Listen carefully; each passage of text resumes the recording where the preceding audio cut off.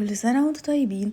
خلصنا خلاص رمضان وداخلين على العيد، فلازم نعمل حاجة وأكلة جديدة تفصل ما بين العيد ورمضان. زهقنا كلنا من اللحوم والفراخ، هندخل بقى على الرنجة والفسيخ. دلوقتي انا عملت لكم فيديو الرنجة بطريقة سهلة جدا جدا جدا، وطعمها بجد مختلف. والفيديو الجاي هيكون عن الفسيخ، هعملها لكم بطريقه بسيطه جدا وطعمها بجد مميز ومختلف وتحفه. اللي لسه مشتركش في القناه يشترك فيها ويفعل الجرس عشان يوصله كل الجديد، وما تنسوش شير ولايك على قد ما تقدروا. يلا ندخل على الطريقه على طول. اول حاجه جبت الرنجه وبدات شغلت النار زي ما انتم شايفين، وهبدا اشويها من كل الجوانب كويس جدا. لازم تشويها كويس قوي عشان اللحمه من جوه تاخد ريحه التدخين ويبقى طعمها حلو. ممكن تشويها في طاسة، ممكن تشويها على صينية زي ما انت عايزة، بس انا بحبها تبقى مباشرة على النار عشان بتبقى ريحتها حلوة وبتدخن وبتبقى طعمها بجد حلو قوي. بعد كده جبت بصل اخضر، واستعملوا بصل اخضر مش بصل العادي الاحمر او بتاع الطبيخ، صدقوني بيفرق جدا في طعمها. وجربوا الطريقة دي هتحسوا فيها فرق وطعم بجد مميز قوي قوي قوي، هتفضلي بجد تاكلي بيها بنفس الطريقة دي. بصل اخضر، ولازم تقطعي الورق الاخضر بتاعه اللي فوق، هو ده اللي بيدي النكهه والطعم فعلا. وقطعت فلفلايه شطه، لو مش عايزه شطه مفيش مشكله استغني عنها وخليكي في الرومي بس. وقطعت فلفل رومي كمان. بحب البصل الاخضر. عايزه اقول لكم على حاجه مهمه، البصل الاخضر مش بينزل ميه زي البصل العادي. لو انت حطيتي عليها بصل عادي بعد شويه تلاقيه فيها سلطه الرنجه كلها بقت ميه. فالبصل الاخضر حلو جدا، طعمه تحفه وريحته حلوه ومش بينزل ميه خالص. بعد ما شويت الرنجه هبدا اخليها واقطعها في طبق. بتشيلي الراس وتنضفي البطن والسلسله، وبعد كده بتاخدي اللحم بتاعها وتبداي تقطعيه في طبق تخليه. ريحتها والتدخينه بتاعتها بجد خطيره.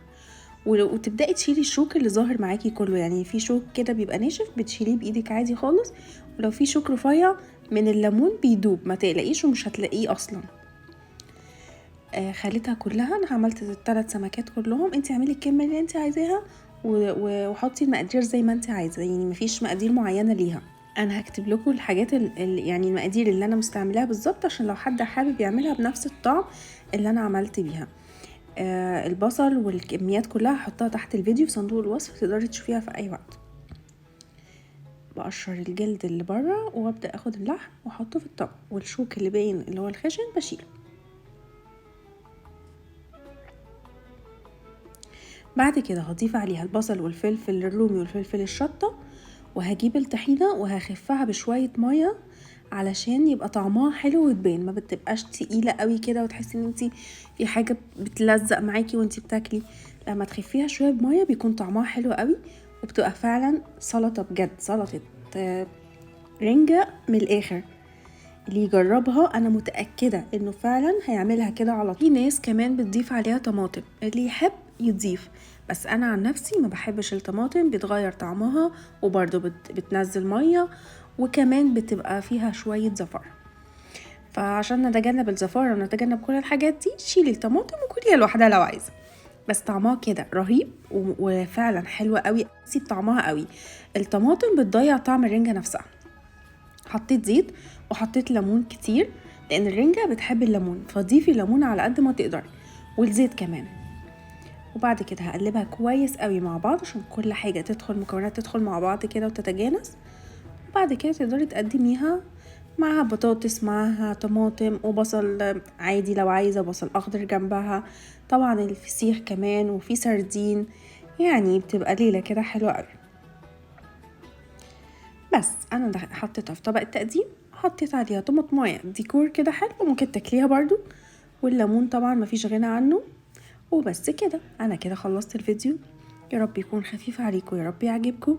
استنوني فيديو جديد ووصفة جديدة، وما تنسوش شير ولايك على قد ما تقدروا، فعلوا الجرس عشان يوصل لكم كل جديد. اشوفكم على خير، باي.